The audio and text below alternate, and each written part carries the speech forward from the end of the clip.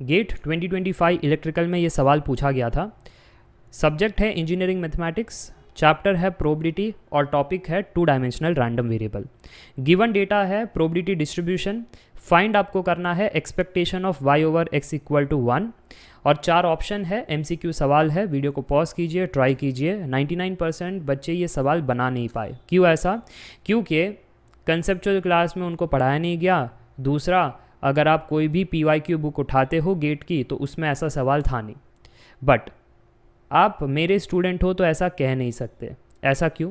क्योंकि जो मेरे कोर्स के अंदर आपको प्रैक्टिस कोर्स मिल रहा है, राइट, वो प्रैक्टिस कोर्स में अगर आपने गेट 2024 का फोल्डर शिद्दत से सारे के सारे आपने सवाल बनाए हैं, क्योंकि मैंने सारे ब्रांचेस के सवाल करवाए हैं, तो उस केस में DA के ब्रांच में आपको सेम टू सेम सवाल मिला होगा, राइट। कहाँ पर है, कैसे है, आपको याद होगा वो सवाल एक्चुअली मार्क्स टू ऑल था, बट मैंने फिर भी कहा था कि कंसेप्चुअली पढ़ना इंपॉर्टेंट है, क्योंकि कहीं आगे आ गया तो आपको मदद हो जाएगी, राइट। तो देखो यार, अगर आपने कंसेप्चुअली पढ़ा होगा तो डिट्टो वही सवाल हमको इस बार 2025 में दिखाई दिया है। तो आपको यहाँ पर मैं बता देता हूँ, सबसे पहले मैंने लीनियर अलजेब्रा पढ़ाया था, फिर कैलकुलस पढ़ाया था यहाँ पर, और फाइनली आपको प्रोबेबिलिटी का सेक्शन मिल रहा होगा। और उस प्रोबेबिलिटी वाले सेक्शन में यहाँ पर नीचे आप देख सकते हो 80th पेज पर आपको ये ऐसा ही सवाल बखूबी दिखाई दे रहा होगा, राइट।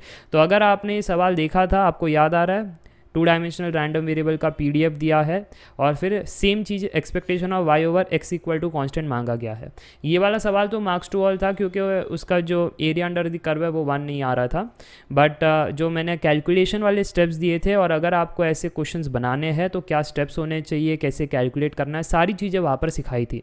तो सेम स्टेप्स हम यूज़ करेंगे। पहले फाइंड करो रैंडम वेरिएबल कौन सा है, सेकेंड उस हिसाब से फॉर्मूला होगा, इंटीग्रेशन यूज़ करना है या समेशन, फिर आगे की चीज़ है। तो सेम स्टेप्स यहाँ पर यूज़ करते हुए आंसर निकालेंगे। तो सबसे पहले हम देखते हैं कि फाइंड क्या करना है, expectation of y over x equal to 1, right. तो इसमें समेशन वाला फॉर्मूला यूज़ होगा या इंटीग्रेशन, देख करके समझ में आ रहा है डिस्क्रीट रैंडम वेरिएबल है। सो सबसे पहला डिस्क्रीट रैंडम वेरिएबल है तो समेशन यूज़ करना है फॉर्मूला में। सेकेंड, हमें फाइंड करना है e of y over x equal to 1, तो ये हो जाएगा समेशन।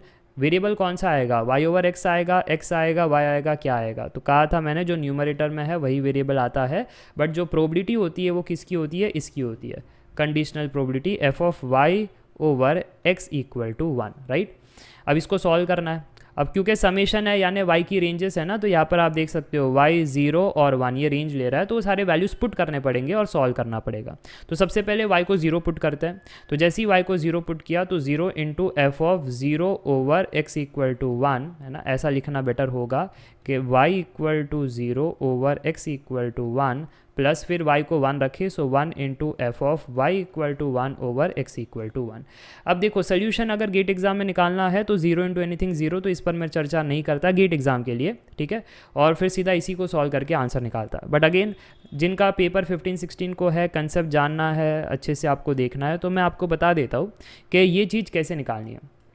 आपने ये वाले स्टेप्स तो देखे होंगे, ठीक है, कि f of y over x निकालने के लिए हम इस प्रकार से करते हैं। ये कुछ नहीं है, आपने कंडीशनल प्रोबेबिलिटी पढ़ी है ना, p of a over b is p of a intersection b upon p of b, तो वैसी है, वैसी फॉर्मेट में ये रैंडम वेरिएबल के अंदर है, तो उसको वैसे ही सॉल्व करेंगे, राइट। तो एक्सपांड जब होगा तो ये 0 into f of x equal to 1 y equal to 0 divide by f of x equal to 1, ऐसा होगा। समझ में आ रहा है ना ये चीज़ को कैसे किया, a ओवर b मानो तो a intersection b divide by b, तो वैसे ही मैंने उसको लिखा है। नेक्स्ट हमारे पास आ गया ये वाली चीज़, जो अगेन हम ऐसे लिखेंगे x equal to 1 comma y equal to 1 divide by f of x equal to 1, ठीक है जी। अब ये जो न्यूमरेटर है वो डिस्ट्रीब्यूशन टेबल से जा करके तो फटाफट से निकल आता है। देखो x इक्वल टू 1 और y 0, x इक्वल टू 1 और y 0 की प्रोबेबिलिटी 1/8, इधर क्या है x1 y1, x1 y1 की प्रोबेबिलिटी भी 1/8, तो दोनों ही 1/8 है, तो इसका तो काम हो गया, इसका तो काम हो गया, ये 1/8 है, ये भी 1/8 है। अब ये जो नीचे वाला है ना, इसको कैसे निकालें, यहाँ पर आती है तकलीफ, क्योंकि सर जी ये तो डिस्ट्रीब्यूशन दिया है f of x comma y का। अब आप कह रहे हो f of x equal to 1 निकालना है, तो f of x equal to 1 अगर निकालना है, ध्यान से देखो, डिस्ट्रीब्यूशन किसका दिया है, f of x comma y का दिया, आपको क्या निकालना है, f of x equal to 1, तो वाई कुछ भी हो सकता है, तो ये समेशन में चला जाएगा, ठीक है। अगर इसकी वैल्यू निकालनी है तो आपको ये कहना है कि इसका आंसर जो है वो ये होगा कि y 0 भी हो सकता है या फिर y 1 भी हो सकता है। उस केस में क्या है प्रोबेबिलिटी, और x को 1 ही होना है, ठीक है। उस केस में क्या है प्रोबेबिलिटी, ये है आपकी probability, f of x equal to 1 की प्रोबेबिलिटी होगी, ठीक है। चलो तो यहाँ पर आप देख सकते हो x equal to 1, y equal to 0, 1/8 आ रहा है। नेक्स्ट है x equal to 1, y equal to 1, 1/8 आ रहा है। चलो तो ये आपका हो गया 2/8 यानी 1/4, ठीक है। तो f of x equal to 1 आपका कितना हो गया, 1/4 हो गया।